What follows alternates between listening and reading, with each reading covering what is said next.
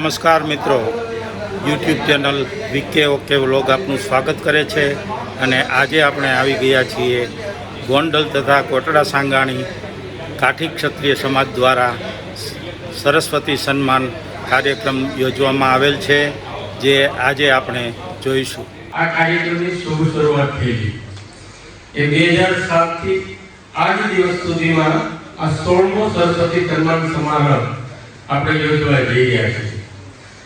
આ 15 વર્ષથી આપણે જે કાર્યક્રમ માણી રહ્યા છીએ, આયોજન સાથે સફળતાપૂર્વક જે યોજી રહ્યા છીએ, એ અત્યાર સુધીના તમામ દાતાઓને આભારી છે. એટલે આ વખતે ગોંડલ અને કોટડા સાંગાણી કાઠી ક્ષત્રિય સમાજ દ્વારા 2007 થી આ વર્ષ સુધીના તમામ દાતાશ્રીઓને સ્ટેજ માટે આમંત્રિત કરી સન્માન કરવાનું નક્કી કરેલ છે. એ ખૂબ ધન્યવાદને પાત્ર છે. સ્ટેજ પર આવશે. ત્યારબાદ સિદ્ધાર્થભાઈ કનક બાપુ દાદલ ગોંડલ સેલના દાતા છે 2010ના. ત્યારબાદ રાજુભાઈ જેપુ બાપુ શેખવા રાજકોટ 2010ના ભોજનના દાતા ગોંડલ એ સેલના દાતા 2011ના. ત્યારબાદ કિશોરભાઈ ભગુ બાપુ બસિયા મોટા દેવલા સેલના દાતા. ભરતભાઈ સ્વર્ગીય દરબાર શ્રી ભરતભાઈ રાવત બાપુ વાળા ભંગડા એ 2012માં ભોજન પ્રસાદના દાતા હતા. તો એમના પ્રતિનિધિ છે મહાવીરભાઈ અને આજના મુખ્ય અધ્યક્ષ ત્યારબાદ જોરુભાઈ કુમાર ગુજરિયા, એમને પણ કુમકુમ તિલક અને પુષ્પગુચ્છ આપી સન્માન કરશું. તમામ મહેમાનોને કુમકુમ તિલક અને પુષ્પગુચ્છ આપી આપણે સન્માનશું. શાસ્ત્રીઓ છે, એમના નામ અત્યારથી બોલેલો છું. સ્ટેજ ઉપર એમને સ્થાન માટે વિનંતી કરું છું. કદાચ કોઈ ઓડિયન્સમાં હોય કે પાછળ સાહેબ હોય તો સ્ટેજ ઉપર પધારશો.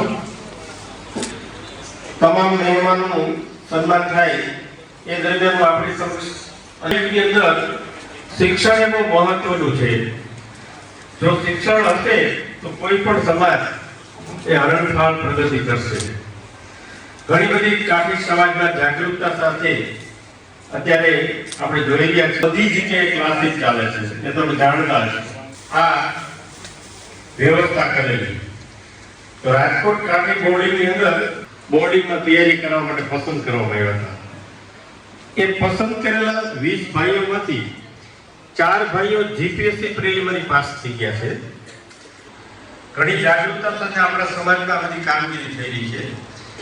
એમાંના 4 જે ભાઈઓ છે, એ 4 ભાઈઓ જે જીપીએસસી પાસ છે, એના હું તમારી સમક્ષ નામ બોલું છું. વાળા વિશાલભાઈ ઈપાભાઈ. મન હોય તો માળવે જવાય એ કહેવત પ્રમાણે આપણે જો જોડાયેલી મહેનત કરીએ તો ચોક્કસ સફળતા મળે. અને હવે પછી આ વૈશ્વિક શિક્ષણનો યુગ છે. શિક્ષણની અંદર જેટલા આગળ હશો એટલી પ્રગતિ થશે. એટલે રાજકોટ કાઠી બોર્ડિંગની લાભ લેવો જોઈએ અને ભવિષ્યમાં એક સારા ઉચ્ચ હોદ્દા ઉપર એ જઈ શકે. એટલા માટે વચ્ચે આ સ્વાગત દરમિયાન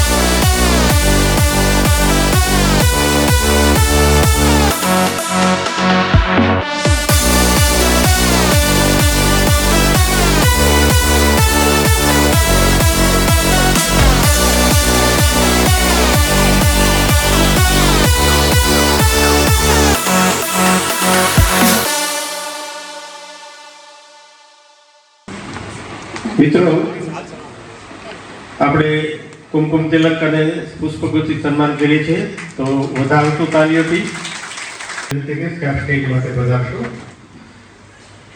આ કાર્યક્રમનું જે શૂટિંગ થઈ રહ્યું છે એ બકુલભાઈ બોરીચા ગોંડલ અને તેમની YouTube channel VK okay vlogs channel 3 million 5 lakh viewer ધરાવે છે અને તેમનું પ્રસારણ આવતીકાલે યુટ્યુબ પર થશે. તો તેને સબસ્ક્રાઇબ કરી અને ખાસ લાઈક કરશો. જે વિનામૂલ્યે શૂટિંગ કરી ગોંડલ કાઠી ક્ષત્રિય સમાજનો જે આ સરસ્વતી સન્માન સમારોહ ચાલી રહ્યો છે એમનું શૂટિંગનું કામ એ વિનામૂલ્યે કરી રહ્યા છે. તો બકુલભાઈ બોરીચાનો પણ હું આ તકે આભાર માની અને ધન્યવાદ આપું છું.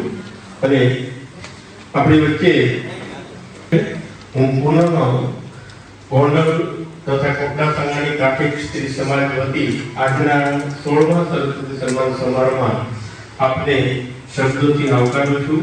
અમે આવકારના આનંદની લાગણી અનુભવીએ છીએ અને એમને જ હું ગીતાબાને વિનંતી કરું કે આજના કાર્યક્રમના અનુરૂપ આપ 2 શબ્દો બોલી ઉદ્બોધન કરશો. ગીતાબા જાણીલા. કાઠી ક્ષત્રિય સમાજ આયોજિત સન્માન સમારોહમાં ઉપસ્થિત મંચસ્થ બિરાજમાન સમાજના મહાનુભાવો, અગ્રણીઓ, સમાજના આભૂષણ ગણાતા એવા ગુજરિયા દરબારશાહી અમારા મામાશ્રી તેમજ વિદ્યાર્થીઓ, વાલા વિદ્યાર્થીઓ, માતાઓ, આપ સૌને મારા વંદન સાથે જય માતાજી. આજના કાર્યક્રમમાં તેજસ્વી તારલાઓનું સન્માનિત કરવા માટે આ સમાજે જે આયોજકો છે, આ સમાજના શ્રેષ્ઠીઓ છે, સમાજના દાતાઓ છે, સૌને હું નતમસ્તક વંદન સાથે આભાર માનું છું. હર વખતે આ સમાજના વિદ્યાર્થીઓ અને વિદ્યાર્થીઓને પ્રોત્સાહન મળે એ હેતુથી જે આ પરંપરા ચાલી આવે છે એ જ પરંપરાને આ વર્ષે પણ જાળવી અને આપ સૌ એકત્રિત થયા છો મોટી સંખ્યામાં અને વિદ્યાર્થીઓને અને તેજસ્વી તારલાઓને સન્માનિત કરવા જઈ રહ્યા છો એ આપણા સમાજ માટે ગૌરવની વાત છે. અને વિદ્યાર્થીઓને એક પ્રેરણાનું નવી દિશા મળશે અને આ સમાજ અને આ સમાજના વિદ્યાર્થીઓને દરેક દિશામાં પ્રગતિ કરે. માં ભવાની, માં શારદા, માં લક્ષ્મીની કૃપા આ સમાજ ઉપર અવિરતપણે વરસતી રહે એવી માતાજીના ચરણોમાં હું પ્રાર્થના કરું છું અને વિદ્યાર્થીઓને હૃદયપૂર્વક હું અભિનંદન આપું છું. અને દરેક દિશાઓમાં સમાજના વિદ્યાર્થીઓ ખૂબ પ્રગતિ કરે અને આપણા સંસ્કાર, આપણી સંસ્કૃતિ અને જાળવી અને આપણું માન સન્માન અને સ્વાભિમાનને ઠેસ ના પહોંચે એ જ રીતે આપ સૌ આગળ વધો અને વિદ્યાર્થીઓની જે ઈચ્છાપેક્ષા છે, જે એમની મહત્વાકાંક્ષા છે, માતાજી તેમની મહત્વાકાંક્ષાને પૂર્ણ કરે, એ સિદ્ધિના શિખર સર કરે એવી માતાજીના ચરણોમાં આજના દિવસે પ્રાર્થના કરું છું, શુભકામના પાઠવું છું. આપ સૌએ મને એને બોલાવી, મને સન્માનિત કરી, મને 2 શબ્દ બોલવાનો જે મોકો આપ્યો છે. આપ સૌને હું નતમસ્તક વંદન કરું છું, આભાર માનું છું. આ સમાજ હર હંમેશા અમારી સાથે અમારા હૃદયમાં રહેશે અને આ સમાજ પણ અમે પૂરી લાગણીથી અમારી સાથે જોડાયેલો છે, પારિવારિક રીતે જોડાયેલો છે અને સમાજ રીતે પણ કામ હોય મારા પરિવારનું મારું તો હું હર હંમેશા આ સમાજની સાથે છું એવી આપ સૌને ખાતરી આપું છું. મારો પરિવાર પણ આપ સાથે હર હંમેશા જોડાયેલો રહેશે એ પણ આપ સૌને ખાતરી આપું છું. જય માતાજી. ખૂબ ખૂબ આભાર બેન શ્રી ગીતાબા જાડેજા.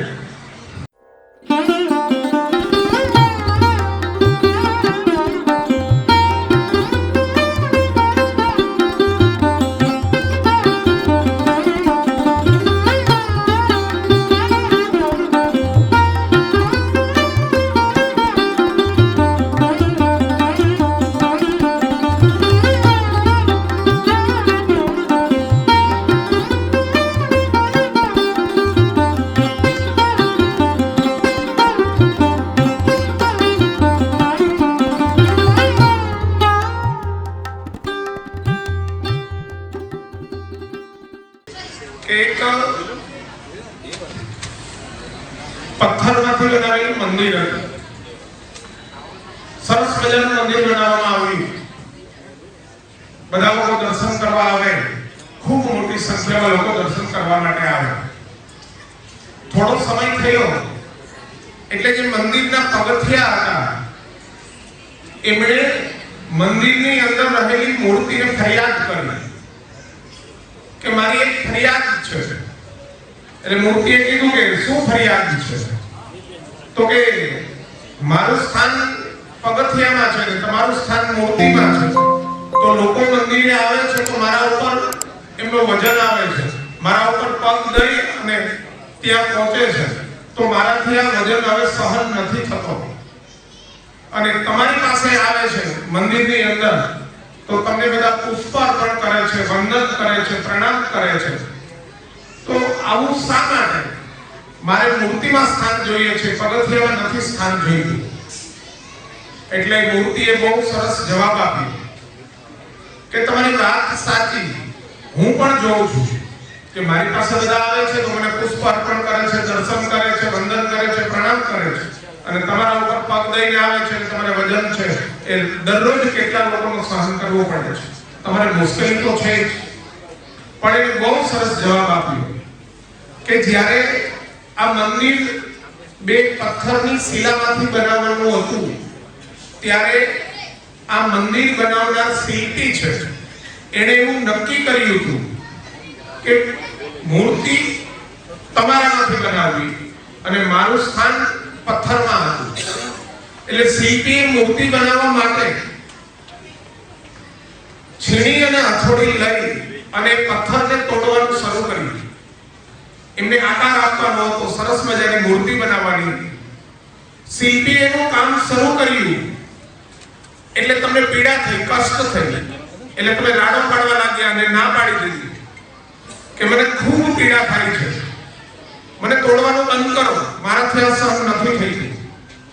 એટલે શિલ્પીએ તમને મૂકી દીધી અને મારું સ્થાન પગથિયામાં હતું.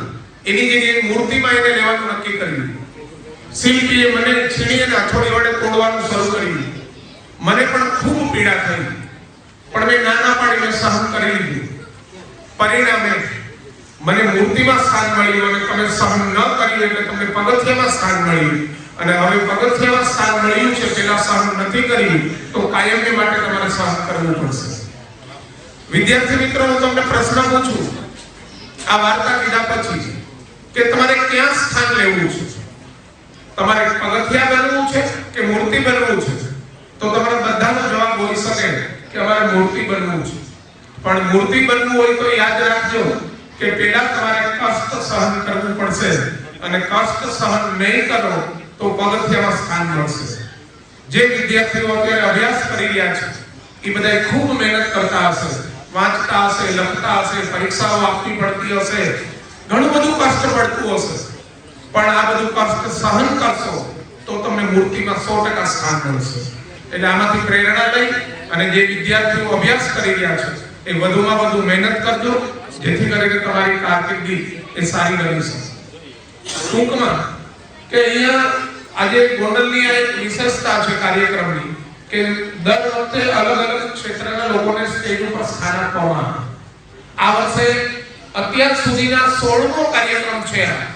તો જે દાતાશ્રીઓ છે કે જેમણે આર્થિક રીતે મોટું ફંડ આપ્યું છે અને આપણે આ કાર્યક્રમો કરી શકીએ છીએ એ બધા લોકોને સ્થાન આપવામાં આવ્યું છે. હું સર્વ દાતાઓને ખૂબ ખૂબ અભિનંદન આપું છું. કારણ કે કોઈ પણ સમાજમાં કંઈ પણ કાર્યો તમારે કરવા હોય તો એના માટે તમારી પાસે દાતાઓ જોઈએ. અને જો દાતાઓ છે ઉદાર હાથે દાન આપે છે ત્યારે જ તમે કોઈને કોઈ કાર્ય કરી શકો છો. અને આજે કદાચ સંપત્તિ તો ઘણા બધાની પાસે છે હોય છતાં તમે દાન નહીં આપી શકો. કારણ કે દાન આપવું એ કોઈ સહેલી વાત નથી. સંપત્તિ તો ઘણા બધા લોકોની પાસે હોય છે પણ દાન નથી આપી શકતા. મેં હમણાં એક વિડીયો જોયો. એક નાયબ મુખ્યમંત્રી હતા, એ એક જ્યોતિર્લિંગના દર્શન માટે ગયા. એમનો પરિવાર એમની સાથે હતો. એટલે એ જ્યોતિર્લિંગમાં દર્શન કરવા માટે ગયા એટલે જે નાયબ મુખ્યમંત્રીનો દીકરો હતો ત્યાં દાન પેટી હતી. એટલે એના દીકરાને એમ થયું કે આ દાન પેટીમાં હું કંઈક દાન આપું. એટલે એના દીકરાએ ખીચામાંથી પાકીટ કાઢ્યું અને પાકીટમાંથી પૈસા કાઢી અને દાન પેટીમાં નાખવા માટે જતો.